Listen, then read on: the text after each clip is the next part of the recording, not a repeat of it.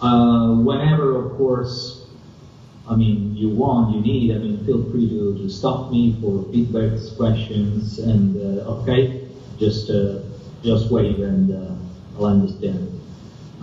Is it clear? My voice arrives clear. My English, is it enough? Good for you to understand? Okay. So let's talk about history first.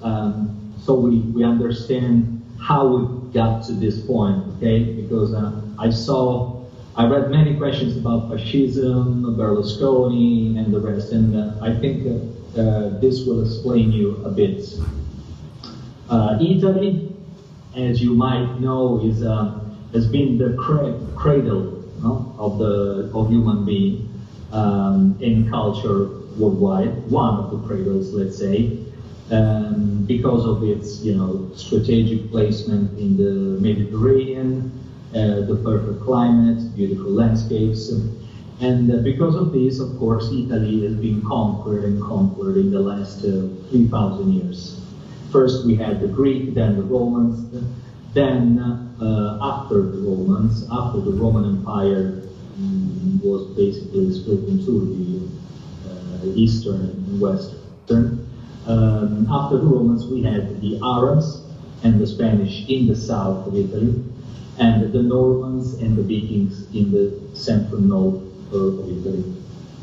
This really created two different worlds, two different cultures, that of course today we still link to the fact that at the last elections we had Five-Star Movement in the south and League, as you call it, La Lega in the north.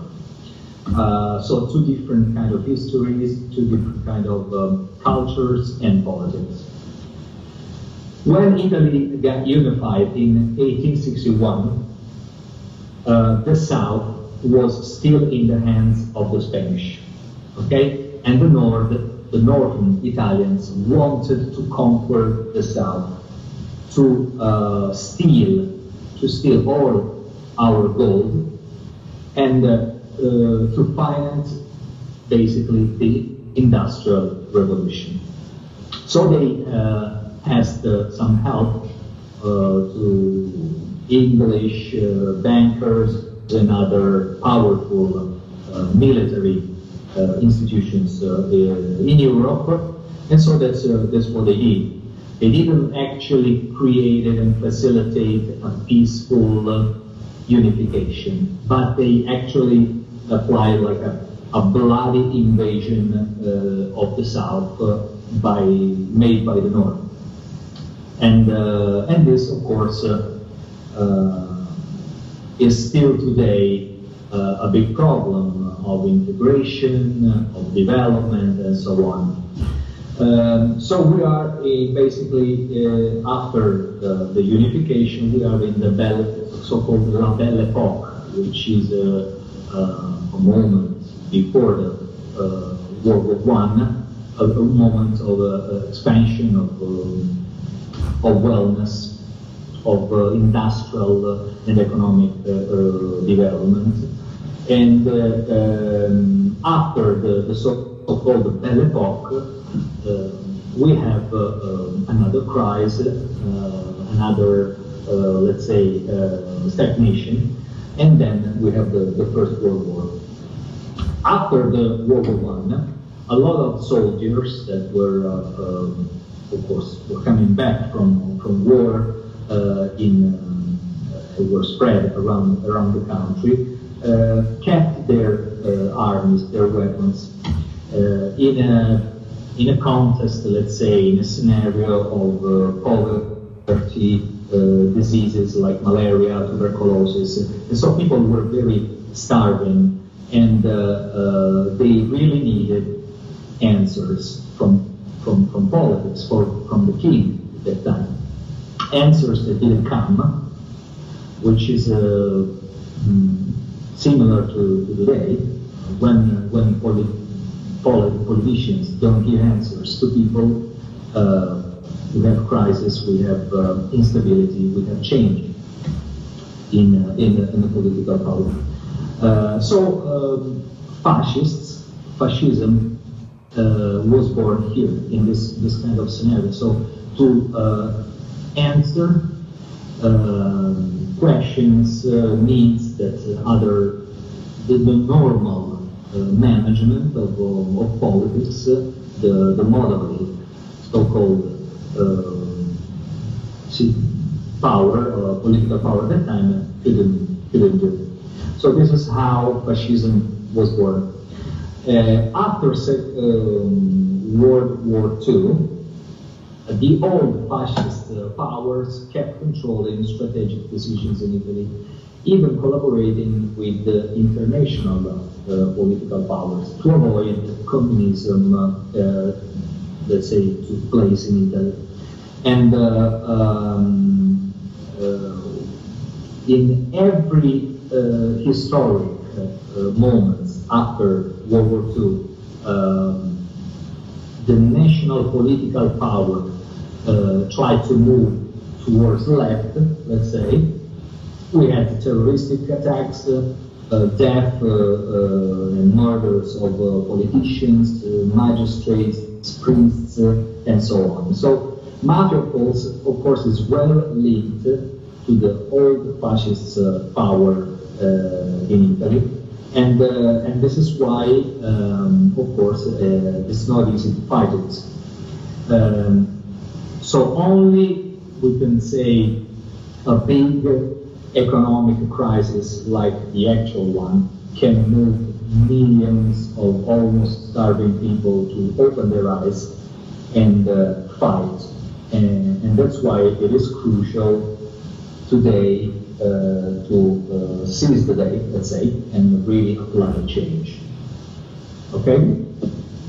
This was the introduction about history, about things that maybe you don't really, it's not really easy, not just for you, but even for me, that I started in the last year. So after going to school, after having also a degree in history, but these are elements that usually at school, we don't know why, don't let us, connect between each other. So I really want, I put it of course in my last book that I published last year, and I just wanted to synthesize to you. Feel free to stop me, otherwise, I can go to the second point, which I think will let you understand more about the actual situation in Europe, which is one of the reasons that we have also this instability in Italy as well. Curiosities? Doubts? Go ahead.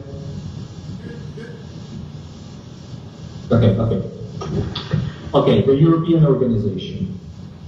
In the history of capitalism, I will tell you very quickly about the economic waves. I don't know if you ever heard about the economic waves history. In the history of capitalism, we have so-called economic waves. Okay? Usually they last 50 years each. They are also called Kondratiev with a K, Kondratiev waves, because Kondratiev was the Russian economist who discovered it, and for this reason he was killed by Stalin. Okay.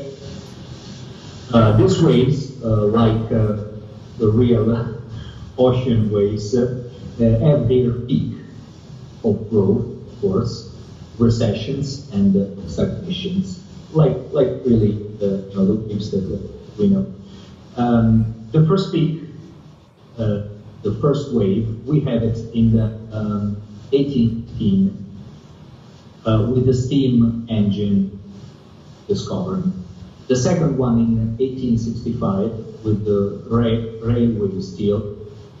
The third in 1915 with the electrical and chemical engineering. The fourth in 1965 with petrochemicals and automobiles. And the next one should have already been around 2015.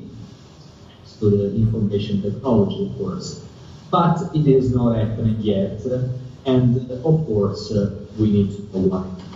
This is the kind of investigation that I made in my last book. Why we are still in a capitalism age?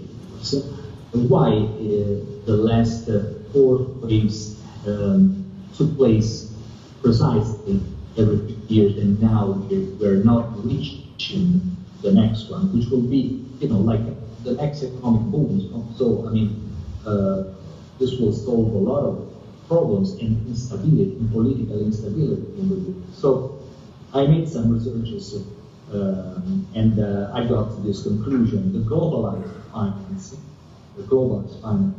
and digital economy power wants to delay the next economic boom as much as possible, because from this privileged position they can get much more. This is why today we are living a kind of, I will say, World War III, made of financial slavery and anti-democratic exploitation, instead of having, of course, a nuclear proper planet destruction, because we know that after World War III will lead to. So while after World War II we had democracies raising worldwide, now we have an inverse trend. In the US, you have a fake alternative between Democrats and Republicans. In Russia and China, we have a dictatorship. In Europe, we have a board of not elected politicians, okay, not elected by direct elected by people, will set up a coin, which is called euro, a coin without state. It's not like in the US, you have the Federal Reserve that, of course, prints money, but is an institution of the government, an institution like is controlled by your government. Here, it's not. Okay, we have a private bank, which is the European Central Bank. They decide how much money a state can get, how much debt, how much flexibility a state can get, so how much of a state can spend, basically. And in the meantime, they force states to sell out their jewelry, let's say, so railways, communication infrastructure, banks, strategic skyroutes, energy sources, cultural heritage also, and so on. We recently had a proposal to sell out the Colosseum, so these are great. This is something, of course, we cannot accept anymore, and this is why we are raising against this big monster.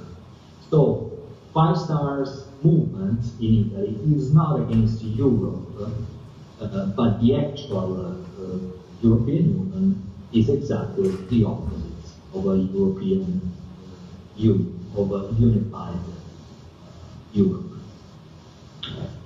Okay, this was the second point, second topic I wanted to introduce. So history first, then the European Union situation. Two elements without which I think it is difficult to really understand what's going on. If you have feedback so far, questions, curiosities, otherwise I will go ahead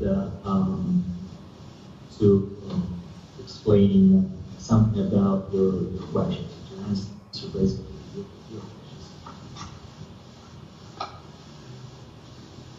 That was great brought up that. You can continue the questions. That sounds great. Okay.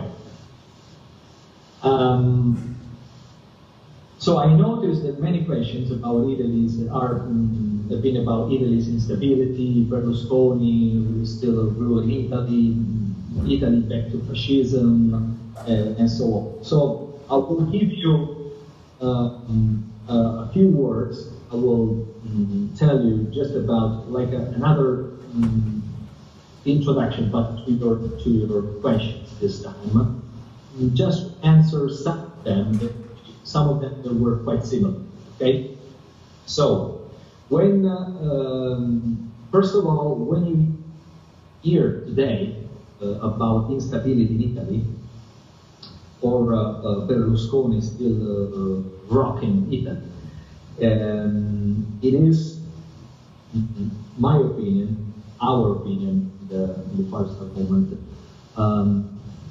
is just what the big establishment wants you to know, wants you to discuss, instead of discussing things that will change their power, and of course maybe get our rights be respected. So the last thing they want, of course, is you to discover the truth and really can change things. So they let us discuss about instability just because it's instability for them, not for us. We're already stable. There is a crisis, one of the worst economic crises of history, so of course there is stability. But if we seize the day and we take this crisis as an opportunity, of course things will change better for the so-called 99%. Of course, things will change worse for the rest of the 1% that controls the power. So when we hear about stability, what is stability? Stability means markets, for them, means markets that in Italy, since the late 80s, they own our states. They borrow to the Italian government the money, and they this way they buy democracies, social rights, hopes, and future. So if we go back printing money independently, basically what we do in the States, or even going ahead creating a federal reserve in the European Union, that's maybe for the establishment stability, but for us it's good, it's change, it's good change. It can be bad for financial markets in the first, for sure, in the first phase, but short term, for sure, it will bring more stability for everybody in the future. So this was about your questions of instability. Regarding Berlusconi, I think he is still in the field, as he likes to say. Sono ancora in campo, I'm still in the field, because it is linked to the very old and powerful interests that still rule Italy. He could have been kicked out of the parliament many years ago, for sure, legally, of course,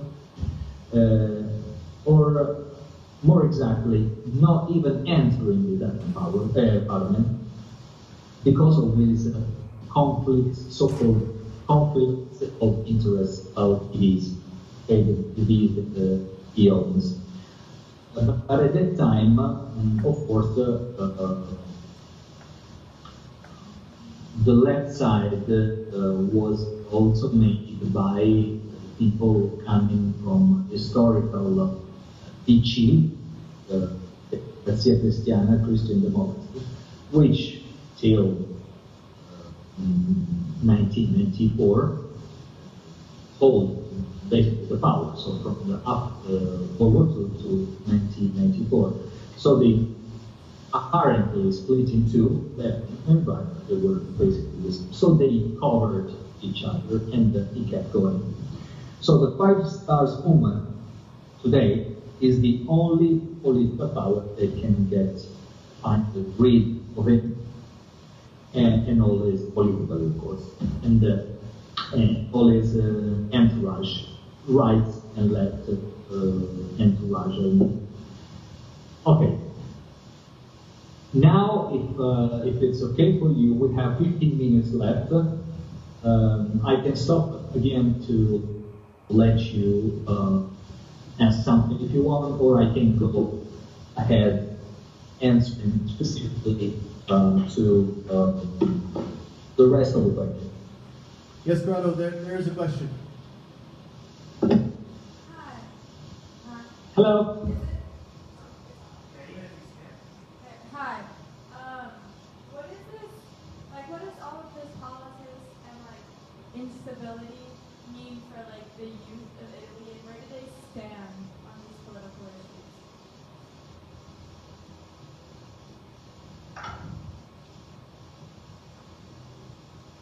Okay, so Brad, I think I need a little bit of help because the sound is not very clear. So the question is about instability and What does the instability and like mean for like the youth of Italy, and what are their stances on these political issues? so what the instability means for the European Union, For the youth of Italy. For the youth of Italy. And for the youth of Italy. Okay, thanks for the question because it's well linked to what I just said. Instability for youth of Italy now, today, it's a good thing because it's the opportunity for them to get a little bit of power and rights, social, economic, working rights that all the old generations stole them. Okay, so the first ones to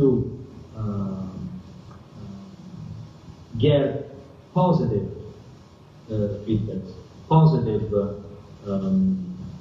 opportunities from this change is for sure youth. So that's why the 5 Stars movement, for instance, has most of youth voters in Italy, okay? Because they are really pushing for a change, while of course the old generations want to keep their privileges. So it's a good time. It's a good time for a positive change, and we have big solicitations, from the youth to do this. Even if, of course, at 41 years old, I don't really feel old. I feel part of that. thank you, Corrado. That's great. Yeah, any of the other questions that you think would be great to answer that the students asked would be wonderful. Okay. So Leonid asked, how much of an influence do you think Donald Trump had on the Italian elections? Okay, thanks for the question. Today, we can say that it is not a political party that wins. Forget ideologies. It is a mood. And how do you serve the mood? Tweeting, okay? Facebook, Twitter. And this is very dangerous. So the ancient Greek art of politics has been supplied by what we can call an algorithm. Okay? And we are about, in my opinion, to face hard times if we don't stop it. Okay? The second question by Leonid was, how is the current refugee crisis influencing Italian politics? Okay, until we will keep exporting wars and real instability, poverty, death, in other countries, especially Africa, Middle East, etc. Of course, we will import refugees. Refugees, they are a big business for mafia, not only in Italy, which influences elections. And like all big businesses that influence powers in the world, is across the board. Okay, so it's never left or right. It's never like Democrats, Republicans. It's across the board. And this is why we need an across the board political power, like for instance the Five Stars Movement in Italy, but can be other in the rest of the world, to change things. Immigration is also a tool used to devaluate internal labor force in a country, forcing locals to accept lower wages and less work rights. Besides this, of course, I have to say that we must be, welcome people, refugees from other parts of the world. I mean, unfortunately, people, as I said before, that are facing difficult situations because of because of what we do in their country. So integration and welcoming is parallel to what I just said about the rest. Ali asked, how is the current government allowing Berlusconi to run even though he is still banned from politics? Okay, in Italy, the prime minister is not nominated by not directly elected by people, but he is nominated by the Presidente della Repubblica, who is the real power in Italy. He controls the military, the Corte Costituzionale, the constitutional court, so the justice, basically, and also the parliament. Okay, he has the right to say to everybody, go home, you're not good, tomorrow morning you're everybody home. So running for prime minister during the election is a freedom. Okay, so he's not he can fake he's running as a prime minister for his party or his coalition, but then he knew that it's just fake, so he put Tagliani instead of him, then Salvini. It's just a theater game that he does to keep control, of course, the power that he has. So how are Italian allies in Europe reacting to the potential economic policies of the two parties? The two parties, I think you mean Five Stars Movement and League. So the old establishment, Renzi and Berlusconi, changed. It's crazy. They changed the voting rules just a few months before the elections, okay? In order to stop League and Five Stars Movement, and they did it actually. There aren't big worries among people about League or Five Stars Movement could win Italy, because they actually made us put us in the conditions to do now. So now there is a big stagnation in the parliament. Elliot asked if the Five Stars Movement goes through and Italy decides to leave the European Union, what will happen? I just make it clear again, as I said before, Five Stars Movement is to change Europe, inside Europe, not leave the European Union. So it's nothing to do with Brexit. We want more flexibility, less austerity, solidarity between northern and southern countries, and not the actual exploitation of the northern country against the southern countries. So no worries for the EU with the first settlement. The other question was, what would happen if the first settlement and other movements such as the 10-11, something like, fuse together to govern? I don't think it will happen. The proposal actually of the fastest movement, which was the most voted party, is to focus on at least 10 points to change the for good in the for good the electoral rules, okay, the voting rules, and to give definitely sort of stability, at least government, that can, of course, be spread to daily people life. So we live, of course, in a very unstable global age, and governments cannot be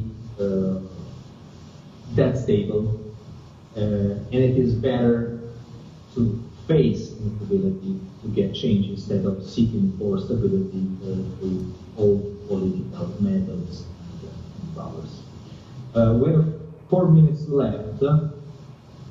I will send you the rest of the answers by email because I just want to finish like with a short summary. If there are no questions, of course. If you want to add something, I'll stop here. Just let me know. Corrado, let me ask you one question before we go here. My question for you, for these guys, they read a few articles about the elections and the outcome of the elections. If there was one thing that you would want them to think about or remember about what's going on in Italy right now, what would that one thing be for them as they go forth and have read all these things and they might run into someone and say, oh, what's going on in Italy right now? What would you want them to think about or to remember? Okay.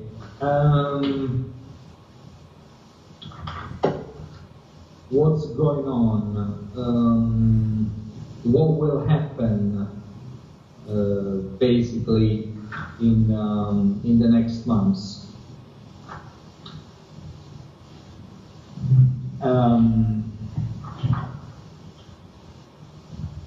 Allora, we said that the main power, political power in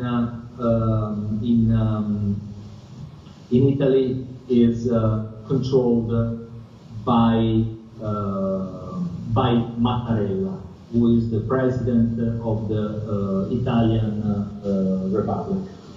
He comes from DC, so the Christian democracy, the party who ruled Italy in the last 70 years, or 50 for sure, before Berlusconi came into the party. So what he will do, his approach, is to put together parliamentarians from different parties and to do at least the constitutional reforms and electoral reform that can basically lead to vote again in about 1 year. This is, I think, the approach that he will have. And finally, from next year on, we could really talk about what Italian people need and how the winner, because in that case we will have one winner, will do the necessary things that are useful for the Italian people. Corrado, thank you very much. The bell has sounded, so we appreciate very much your time today. Thank you. I know you thought Thank a lot you. about the questions, and the students look forward to reading what you think about all that. So thank you. It's been a great pleasure. Thank you.